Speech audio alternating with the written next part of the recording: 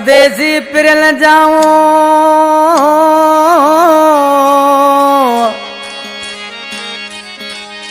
ओ परदेसी पिरल जा अचल याद प्यार ओ रोवा जार आली दरस चवे अला इनका नाम ने फरमाइशा जोग शरीफ का उस्ताद मोहम्मद दर्स ट्रैक्टर ड्राइवर उस्ताद अब्दुल सत्तार दर्स मीर हसन दर्स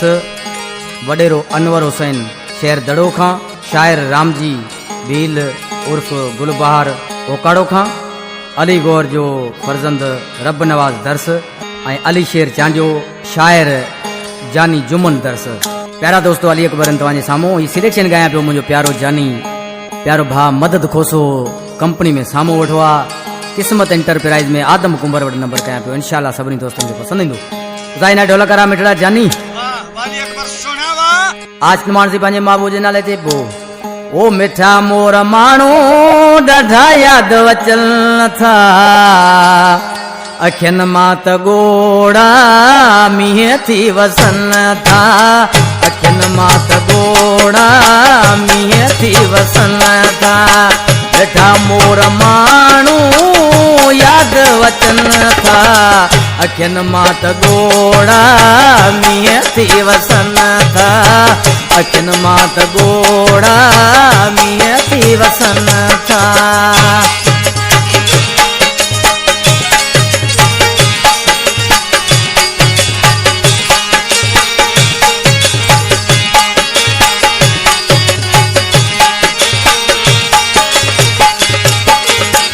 पिरन का परे दिल दाहूं करे थी सजणन सवाए मुझी पलन सरे थी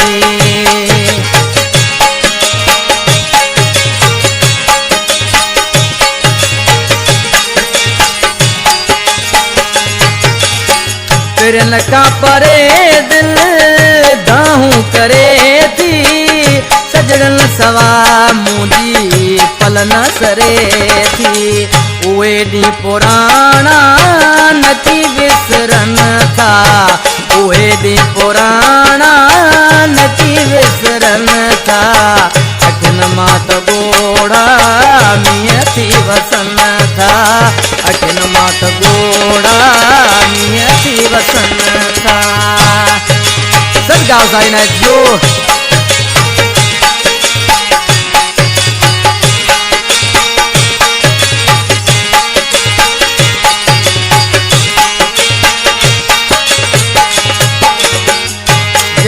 पदन ते प्यार कयासी रातन जो रातूं गॾिजी रहियासी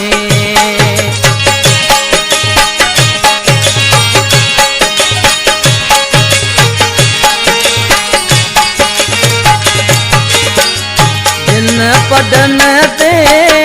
प्यार कयासी रातन जो रातूं गॾिजी रहियासी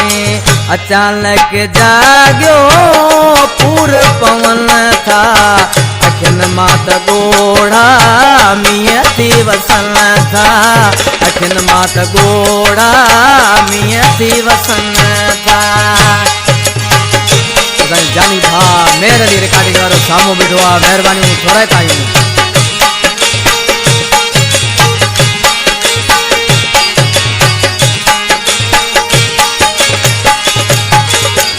अली गोहर दर्स रोए रड़े तो पने शहर में हो याद करे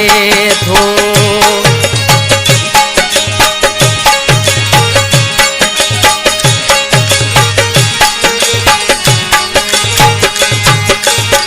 अली गोहर दर्स रोए रड़े तो पने शहर में जेको याद करे थो अकेलो ॾिसी माण्हू मूंखां पुछनि था अखियुनि मां त ॻोड़ा मींहं थी वसन था अखियुनि मां त ॻोड़ा मींहं थी वसन था मिठा मोर माण्हू याद वचन था अखिन मात गोढ़ा मियती वसन था अखिन मात गोढ़ा मियती वसन था।